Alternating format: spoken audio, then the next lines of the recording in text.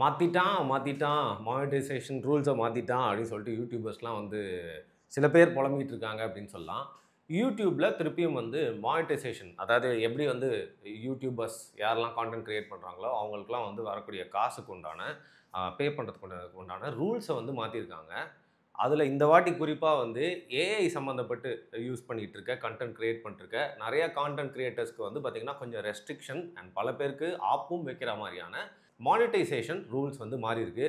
அது என்னென்ன அப்படிங்கிறத இப்போ பார்க்கலாம். இன்ஆத்தென்டிக் கண்டென்ட் அதாவது வந்து உண்மைத்தன்மை இல்லாத கண்டென்ட் அது வந்து ஒரு கண்டென்ட்னே வந்து டெவலப் பண்ண முடியாத கண்டென்ட்லாம் வந்து பார்த்திங்கன்னா ஃபர்ஸ்ட் ரெஸ்ட்ரிக்ட் பண்ணுறாங்க.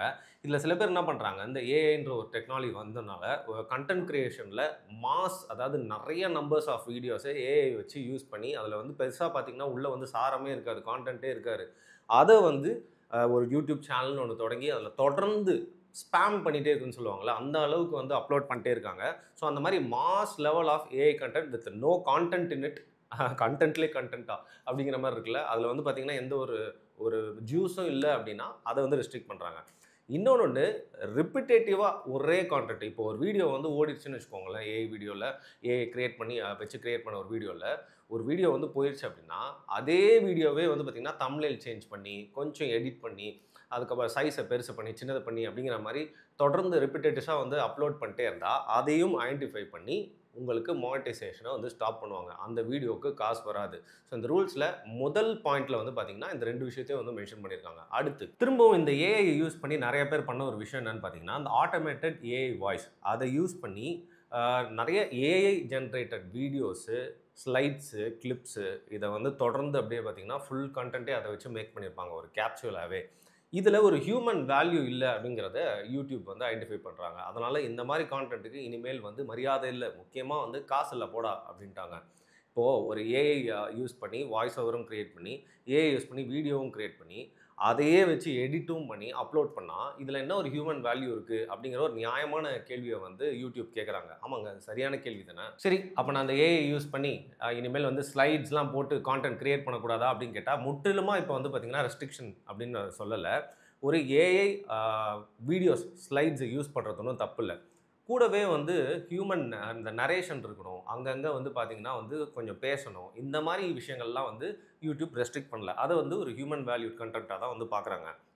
ஆனால் நிறைய பேர் என்ன பண்ணுறாங்க, ஏஐ ஜென்ரேட்டட் ஸ்லைட்ஸை வச்சு சில ஷார்ட்ஸையும் எடுத்துக்கிட்டு அந்த ஷார்ட்ஸை ரிப்பீட்டடாக யூஸ் பண்ணி ஒரே வீடியோவில் ஒரே ஷார்ட்ஸை ஒரே கிளிப்ஸை ரிப்பீட்டடாக யூஸ் பண்ணி எந்த ஒரு எஃபர்ட்டுமே போடாமல் செய்யப்படுற இந்த வீடியோஸை வந்து நாங்கள் ஒரு கான்டென்ட்டாகவே மதிக்கலை. அதனால் அது ஒரு செகண்ட் பாயிண்ட்டுங்க, உங்களுக்கு வந்து மானிட்டைசேஷன் அந்த வீடியோவுக்கு வராது அப்படின்னு சொல்லியிருக்காங்க. இதில் மூணாவது ஒரு விஷயம், ஸோ ஏஐயோட பூமு, ஏஐ வந்து டேக் ஓவர் பண்ண போகுது, இது ஏஐயின் காலம் அப்படின்னு சொல்லிட்டு இருக்க நேரத்தில் யூடியூப் இப்படி முட்டாள்தனமாக ஏஐக்கு இவ்வளோ ரெஸ்ட்ரிக்ஷன் வைக்கலாமா அப்படின்னு கேட்டால் அப்படி தான் இல்லை. ஏஐயை யூஸ் பண்ணி எக்ஸ்ப்ளாய்ட் பண்ணி ஒரு ஹியூமன் வேல்யூவே இல்லாத கண்டென்ட்டை வந்து ஓடுறது தான் தப்பு. அதுக்கு தான் வந்து எங்களால் காசு தர முடியாது. ஆனால் ஏஐயோட ஹெல்ப் எடுத்துக்கிட்டு ஒரு கிளிப்பை க்ரியேட் பண்ணுறீங்க, வீடியோஸ் க்ரியேட் பண்ணுறீங்க, பிக்சர்ஸ்லாம் க்ரியேட் பண்ணுறீங்க, அதை வச்சு நீங்கள் கான்டென்ட் போடுறீங்க அப்படின்னா கூடவே ஹியூமன் எடிட்டிங் இருக்கணும். அதுக்கப்புறம் வந்து நடுவில் வந்து நம்ம அப்பியர் ஆகிட்டு போகணும், நம்ம பேசணும். இந்த மாதிரி விஷயங்கள்லாம் வந்து நீங்கள் தொடர்ந்து யூஸ் பண்ணிகிட்டே இருக்கலாம். பட் ஏற்கனவே சொன்ன 2 பாயிண்ட்ஸ் தான் வந்து ஒரு பெரிய இந்த வாட்டி உங்களுக்கு கொடுக்கப்படுற ஒரு ரெஸ்ட்ரிக்ஷன் அப்படின்னு சொல்லியிருக்காங்க. ரீசெண்ட் டைம்ஸில் யூடியூப்பில் நான் நிறையா வீடியோஸ் ஆட்ஸாக வரக்கூடிய வீடியோஸ்லாம் பார்த்தேன். நீங்கள் உங்களோட எந்த ஒரு எஃபர்ட்டுமே இல்லாமல் நீங்கள் உங்களோட முகத்தை காட்ட தேவையில்லை, உங்களோட வாய்ஸை காட்ட தேவையில்லை, வாய்ஸில் பேச தேவையில்லை. நீங்கள் ஆனால் ஒரு யூடியூப் சேனலை ஓன் பண்ணி பல லட்சங்கள் சம்பாதிக்கலாம், அதற்கான கோர்ஸ் நான் எடுக்கிறேன் அப்படின்னு ஒருத்தர் வந்து சொல்லியிருப்பார், ஆடு கொடுத்துருப்பார் தன்னோட கோர்ஸில் சேர்கிறதுக்காக. இந்த மாதிரி நான் நிறைய ஆட்ஸ் பார்த்துட்டேன். ஸோ ஏஐ வந்தோன்னே என்ன பண்ணுவாங்கன்னா, பேசிக்லி ஏஐ வந்தோன்னு நிறைய பேர் எப்படி ஏமாத்துறாங்க அப்படின்னு பார்த்தீங்கன்னா, எஜுகேஷன் சிஸ்டம்லேயும் சரி பல அந்த ட்ரேடிங் ஆப்ஸ்லையும் எப்படி ஏமாத்துறாங்கன்னா, நம்மளுக்கு இருக்கிற அந்த ஃப்ரீ டூல்ஸு ப்ளகின்ஸ்லாம் இருக்குல்ல, அதெல்லாம் எடுத்து அவங்க கம்பைலேஷன் பண்ணி ஒரு கோர்ஸ் மாதிரி க்ரியேட் பண்ணி நம்மளுக்கு கற்றுக் கொடுக்குறேன் காசு சம்பாதிக்க அப்படின்னு சொல்லிட்டு ஃப்ரீயாக இருக்கிற விஷயத்த நம்மளை காசு கட்ட வச்சு நம்மக்கிட்டே விற்கிறது. அந்த மாதிரியான ஒரு கோர்ஸ் தான் வந்து நம்மளோட ஹியூமன் ஃபேஸு, வாய்ஸு, நம்மளோட எஃபர்ட் எதுவுமே இல்லாமல் ஒரு சேனலை பாட்டு ரன் பண்ணி காசை சம்பாதிக்கலாம் அப்படிங்கிற ஸ்கேமு. இந்த மாதிரி நிறைய பேர் பண்ணிட்டு இருக்கிறதுனால ஒரு வியூஸாக இருக்கட்டும், அதுக்கப்புறம் டைம் ஸ்பெண்ட், அப்புறம் டேட்டா ஸ்பெண்டு எல்லாத்தையும் வந்து கம்பேர் பண்ணுறப்போ மற்ற யூடியூபர்ஸ் ஏஐயோட குறைந்த ஹெல்ப் எடுத்துக்கிட்டு அதில் ஒரு ஹியூமன் கான்ட்ரிபியூஷனை போட்டு பண்ணுற கண்டென்ட்டுக்கு வித்தியாசம் வந்து போகுது. இது ரொம்ப அதிகரிச்சுட்டே இருந்தால் யூடியூப் அப்படிங்கிறது ஒரு போரிங்கான பிளாட்ஃபார்ம் ஆயிரும். அப்படிங்கிறதுனால தான் கண்டென்ட்டில் இது வந்து ஒரிஜினல் கண்டென்ட், இது வந்து ஏஐ கண்டென்ட்டு, இதுக்கு முற்றிலுமா வேல்யூ இல்லை அப்படின்னு சொல்கிறதுக்காக ரொம்ப ஸ்ட்ராங்கான காசு கொடுக்க மாட்டோம் இந்த மாதிரி வீடியோஸ்க்கு அப்படிங்கிற ஒரு முடிவை வந்து தங்களோட 11வது வாட்டி எடுத்திருக்காங்க யூடியூப். அது 11வது வாட்டியா அப்படின்னு கேட்டிங்கன்னா, யூடியூப் பொறுத்த வரைக்கும் அவங்க ஆரம்பித்ததுலேருந்து அவங்களே இந்த மக்கள்கிட்ட இந்த யூடியூப் ஸ்ட்ரீமிங் சைட்டை வந்து கொடுத்துட்டு அவங்க யூஸ் பண்ண நிறையா விஷயங்கள் அவங்க வந்து கற்றுக்குறாங்க அப்படிங்கிறதோட அப்கிரேட் ஆகிட்டே இருக்காங்கன்னு சொல்லலாம். ஒரு விஷயம் புதுசாக நம்மளோட வாழ்க்கையின் புழக்கத்துக்கு வருது அப்படின்னா அதை மக்கள் எப்படி பயன்படுத்துகிறாங்க, அதில் என்ன ப்ராக்டிக்கல் டிஃபிகல்ட்டிஸ் வருது, அதை நம்மளோட நிறுவனம் நடத்துறதுக்கு லாங் டர்மாக யோசித்தோம் அப்படின்னா வந்து என்னென்ன பிரச்சனைகள்லாம் இருக்குது அப்படிங்கிறத ஐடென்டிஃபை பண்ணி 10 வாட்டி இதுக்கு முன்னாடி வந்து பார்த்திங்கன்னா யூடியூப் தங்களோட கண்டென்ட் மானிட்டைசேஷன் பாலிசியை வந்து மாற்றிருக்காங்க. ஸோ இது முதல் முறை இல்லை, 11வது வாட்டி. ஸோ 10 வாட்டி யூடியூப் ஸ்டார்ட் ஆனதுலேருந்து இன்றைக்கு வரைக்கும் கண்டென்ட் மானிட்டைசேஷன் பாலிசி எப்படிலாம் மாறி இருக்குது அப்படிங்கிறத ஒரு சின்ன ரீகேப் பார்க்கலாம். ஸோ 2007 யூடியூப் மூலியமாக சம்பாதிக்கலாம் அப்படிங்கிற ஒரு விஷயம் வருது. அதுதான் வந்து ஃபர்ஸ்ட் மானிட்டைசேஷன் பாலிசி. அதுலேயும் வந்து யூடியூப் ரொம்ப ரெஸ்ட்ரிக்டடாக செலக்டடாக சில கான்டென்ட் கிரியேட்டர்ஸ் மட்டும்தான் வந்து பார்த்திங்கன்னா இதுக்கு எலிஜிபிளாக இருக்காங்க. அவங்களோட வீடியோஸில் மட்டும்தான் ஆட்ஸ் மூலியமாக அவங்க சம்பாதிக்கலாம் அப்படிங்கிறது முதல் கான்டென்ட் மானிட்டைசேஷன் பாலிசியாக வந்து ஆரம்பிக்கிறாங்க. ஸோ ரெண்டாவது என்ன பண்ணுறாங்க அப்படின்னா, சரி நம்மளுக்கு இன்னும் க்ரௌடு நிறையா வந்ததுன்னா கான்டென்ட்டும் வீடியோஸும் உள்ளே வந்து கொட்டும் அப்படிங்கிறதுனால இந்த ரெஸ்ட்ரிக்ஷனை வந்து தளர்த்தலாம். யார் வேணால் வந்து யூடியூப் பேமெண்ட் பார்ட்னர்ஷிப் ப்ரோக்ராமில் வந்து கலந்துக்கலாம். அதனால் வந்து நீங்கள் உங்களோட கண்டென்ட்டை உள்ளே வந்து அப்லோட் பண்ணாவே போதும், உங்களுக்கு ஒரு அக்கௌண்ட் இருந்தாலே போதும், நீங்களும் இதுக்கு எலிஜிபிள், அதாவது எல்லாருமே எலிஜிபிள் அப்படிங்கிற ஒரு நிலைமைக்கு வந்தாங்க. ஸோ ஆட்டோமேட்டிக்காக என்ன ஆச்சுன்னு பார்த்தீங்கன்னா, இந்த ரெண்டாவது வாட்டி பாலிசியை மாற்றணுன்னு சும்மா கண்டென்ட் உள்ள ஃப்ளட்டாக ஆரம்பிச்சது. என்னது காசு வருதா, எங்களுக்கும் வந்து கண்டென்ட் போட்டால் வந்து மானிட்டைசேஷன் ஆகுமா, எந்த ரெஸ்ட்ரிக்ஷனுமே இல்லையா அப்படின்னு சொல்லிட்டு கண்டென்ட்டை வந்து ஆளுக்கு சும்மா உள்ளே கொட்ட ஆரம்பித்தாங்க. ஒரு பக்கம் இதில் கண்டென்ட் கிரியேட்டர்ஸ்க்கும் ஒரு நல்ல ஸ்டார்ட்டாக இருந்துச்சு, யூடியூப்க்கும் கண்டென்ட் கொட்டினோன்னா பெரிய லாபமாகவும் இருந்துச்சு. மூணாவது 2016 நடந்த ஆட்போகாலிப்ஸ் அப்படிங்கிற சேஞ்சு. அதாவது இந்த ஆட் மூலியமாக தான் ரெவென்யூ வந்து ஜென்ரேட் பண்ணுறோன்றது தெரிஞ்சுக்கிட்டு ரொம்ப எக்ஸ்ட்ரீமான கண்டென்ட், சென்சிட்டிவ் கண்டென்ட், அப்புறம் வயலண்ட் கண்டென்ட், இதில் எல்லாத்துலேயும் கூட வந்து பார்த்திங்கன்னா ஆடு வருது அப்படிங்கிறத ஒரு பிரச்சனையாக வந்து வியூவர்ஸும் சரி யூடியூப்பும் வந்து பார்க்க ஆரம்பித்தாங்க. அதனால் 2016 மாற்றப்பட்ட இந்த மானிட்டைசேஷன் பாலிசியில் ரொம்ப சென்சிட்டிவ் கண்டென்ட்லாம் ஆடு போட மாட்டோம் அப்படின்னு, எல்லா கண்டென்ட் வந்தாலும் அதில் வந்து பார்த்து இந்த கண்டென்ட்டில் மட்டும்தான் ஆடு வரும், இதில் ஆடு வராதுன்னு அந்த ரெஸ்ட்ரிக்ஷனை முதல் முறையாக ஒரு ரூலாக கொண்டு வராங்க. ஏப்ரல் 2017 அடுத்த ரூல்ஸ் வந்து மாறுது மானிட்டைசேஷன். அதில் வந்து பார்த்தீங்கன்னா 10,000 லைஃப் டைம் வியூஸ், மொத்தம் உங்கள் சேனலுக்கு வந்து ஒரு 10,000 வியூஸ் வந்தால் மட்டுமே உங்களுக்கு மானிட்டைசேஷன் எலிஜிபிலிட்டி இருக்குது அப்படின்னு சொல்லியிருந்தாங்க. இதில் என்னன்னு பார்த்தீங்கன்னா, கொஞ்சம் கண்டென்ட்டை ஃபில்டர் பண்ணலாம், அது மட்டும் இல்லாமல் ஸ்பேம் நிறையா உள்ள கொட்டோன்னு கட்டுறாங்களே அதை கொஞ்சம் வந்து கம்மி பண்ணலாம் அப்படிங்கிறதுக்காக எல்லா சேனலுக்கும் கொடுக்காம 10,000 லைஃப் டைம் வியூஸ் உள்ள சேனல்ஸ்க்கு மட்டும்தான் தருவாங்கிறத இந்த ரூலில் கொண்டு வராங்க. அது மட்டும் இல்லாமல் இவன் வீடியோ போடுறான், எதுக்கு நான் தனியாக யோசிச்சு போட்டுட்டு அதை எடுத்து நானும் போடலாமே அப்படின்னு சொல்லிட்டு நிறைய பேர் திருடி தனிக்கடையை ஓப்பன் பண்ணி அதன் மூலியமாக சம்பாதிச்சிட்டு இருந்தாங்க. ஸோ இந்த ரூல் மூலியமாக மற்றவங்களோட கண்டென்ட்டை திருடி போட்டால் அதுக்கு நம்மளுக்கு வந்து காசு வராது அப்படிங்கிற ரூலும் வந்து ஸ்டார்ட் ஆச்சு. அண்ட் அடுத்தது ஜனவரி 2018, இதுவும் வந்து ஒரு முக்கியமான ஒரு கண்டென்ட் மானிட்டைசேஷன் பாலிசி அப்கிரேடாக வந்து பார்த்தோம், அதாவது அப்டேட்டாக பார்த்தோம். இதில் என்னென்னா 4,000 வாட்ச் டைம் ஹார்ஸ், உங்களோட சேனலில் இருக்க எல்லா வீடியோஸ்க்கும் சேர்த்து 4,000 வாட்ச் டைம் ஹார்ஸ் வந்துருக்கணும்.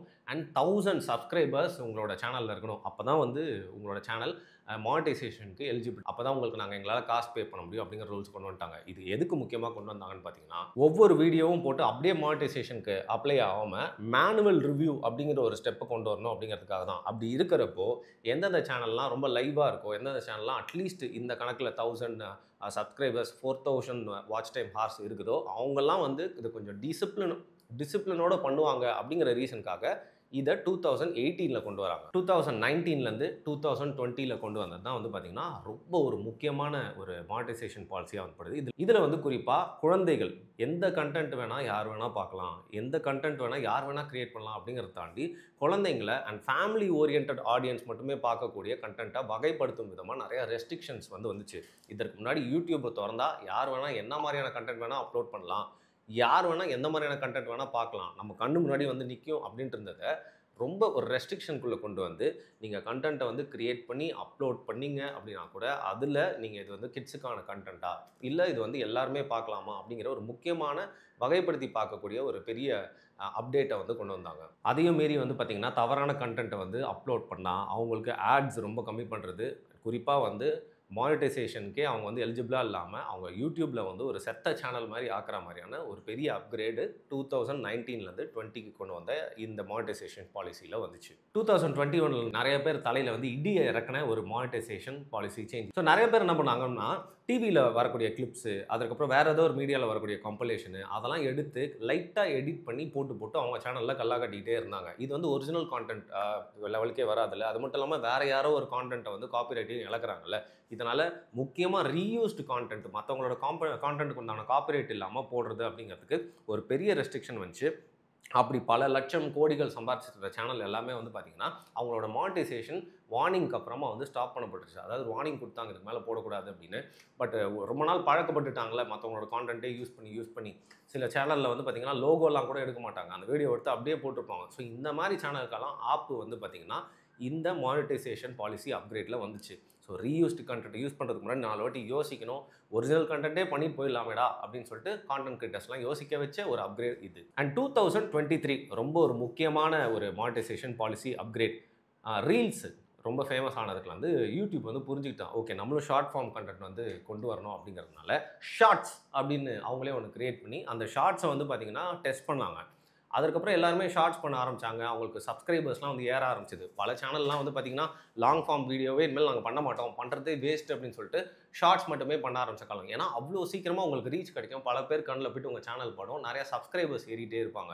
சரி, இதை என்கரேஜ் பண்ணோம் அப்படிங்கிற ஒரு காரணத்துக்காக என்ன பண்ணுறாங்க, ஷார்ட்ஸுக்கும் இனிமேல் மானிட்டைசேஷன் உண்டு, லாங் ஃபார்ம் வீடியோஸ்க்கு மட்டும்தான் காசு தருவோம் அப்படின்ட்டு இருந்து மாறி ஷார்ட்ஸுக்கும் வந்து மானிட்டைசேஷன் ஆரம்பிச்சது இந்த அப்கிரேடில் தான். இது நடந்தது 2023ல். அண்ட் 2024ல் ஏஐ வந்தாச்சு, எல்லாருமே வந்து அதுக்கு பழக்கப்பட்டுட்டாங்கன்னு தெரிஞ்சு யூடியூப் என்ன பண்ணுறாங்க, ஏஐ யூஸ் பண்ணட்டும், ஆனால் அவங்க வந்து பார்த்திங்கன்னா ஒரு டிஸ்க்ளோஷர் அக்ரிமெண்ட் மாதிரி வீடியோ அப்லோட் பண்ணுறதுக்கு முன்னாடி இது ஏஐ ஜென்ரேட்டட் வீடியோவா, அதில் ஏஐயோட ஹெல்ப்பை நீங்கள் யூஸ் பண்ணியிருக்கீங்களா அப்படிங்கிற ஒரு எஸ் ஆர் நோ கொஸ்டினை கேட்குற மாதிரியான ஒரு மானிட்டைசேஷன் பாலிசி அப்கிரேடை கொண்டு வந்தாங்க.